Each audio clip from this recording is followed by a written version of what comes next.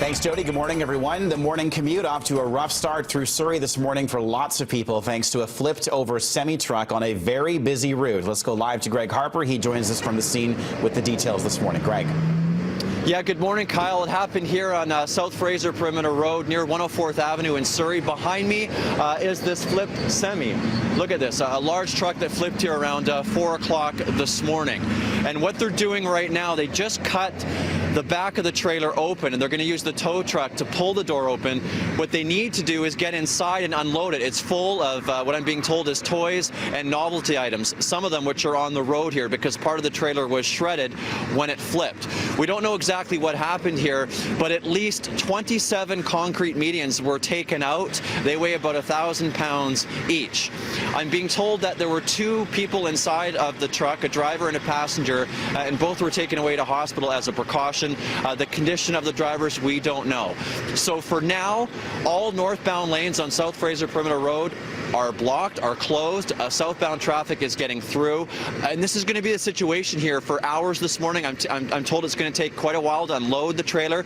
Then they need to figure out how to get this semi back up and then eventually tow it away. Kyle? A lot of work ahead this morning to get people where they need to go. Greg Harper live this morning for us in Surrey. Greg, thank you very much for that.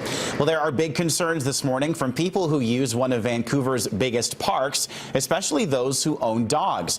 Gypsy's doing okay now, but the German Shepherd was really sick last week. The dog's owner thinks Gypsy ate something bad in the park. The Strathcona Residents Association thinks it may have been rat poison. It's warning parents and pet owners about a man seen scattering something around. Other dogs have become sick, and dead rats have been found in the area.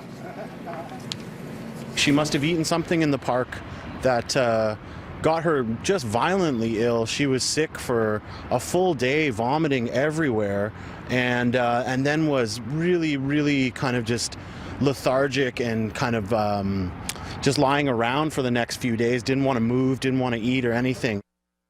The City of Vancouver has unveiled a $1 billion plan to revitalize the downtown Eastside. The 30-year plan calls for a combination of social housing units, affordable market housing, and increased residential and retail space. The city intends to bring all of this to the neighborhood without increasing density. The plan also includes a condo-free zone that stretches 9 blocks along Hastings Street. All new structures in this area will have to contain at least 60% social housing. The Planning Committee says roughly half of the funding for this project will have to come from outside of the city's budget.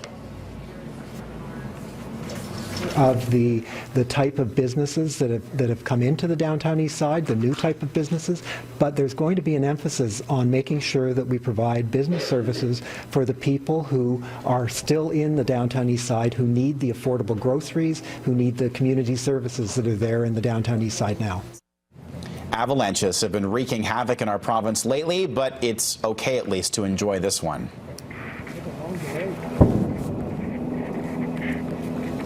The Transportation Ministry has released this footage of a double slide off Highway 3 near Fernie. A team of specialists triggered the avalanche as a preemptive measure. Better that, of course, than a slide that comes down on someone. The ministry has been busy the last couple of weeks with a series of avalanches, including one that blocked the Coquihalla Highway. A man who beheaded a fellow Greyhound bus passenger has been granted unescorted outings. 46-year-old Vince Lee has been a patient in a mental hospital near Winnipeg. He was found not criminally responsible for stabbing and beheading Tim McLean in July of 2008. His outings will start at 30 minutes and will eventually increase to full day trips.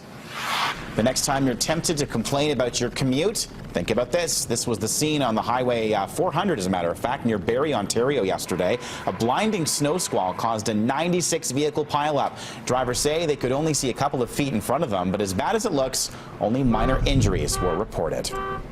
That's your news to 7:06 on this Friday morning with a look at your morning sports. Now, here's Jody.